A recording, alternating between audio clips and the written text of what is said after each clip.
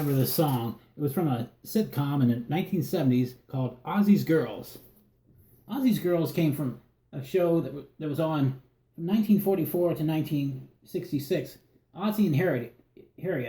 Ozzie and Harriet Nelson. Ozzie and Harriet were a married couple, and they did a sitcom, and they had their sons, David and Ricky, also on the show. The show went on from September of 1973 to September of 1974. And the original Ozzie and Harriet show had their two boys. Well, you get to a time now where they're both an older couple, retired couple at home, and both the boys are out of the home now, and they're both have their own families now, married, and have their own kids. So they decide to rent a room to somebody from the college. They put an ad in the college paper, and a girl named Brenda, which was played by Brenda Sykes, an African-American girl, contacts Mrs. Nelson about the room.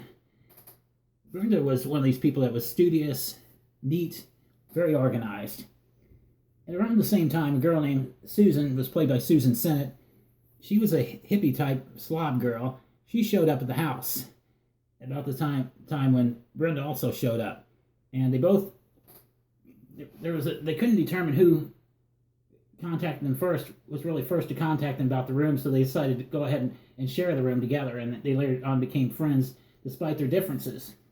The show was written by Ozzie Nelson and was directed by his son David Nelson, who was never actually in any of the episodes. The show was had 24 episodes, and Brenda Sykes was an African American girl and a white girl, Susan Sennett, both roomed together in that house.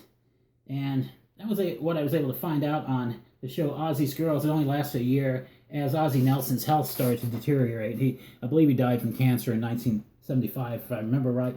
And that's what I was able to find out on the show Ozzie and Harriet. As always, like, subscribe, share.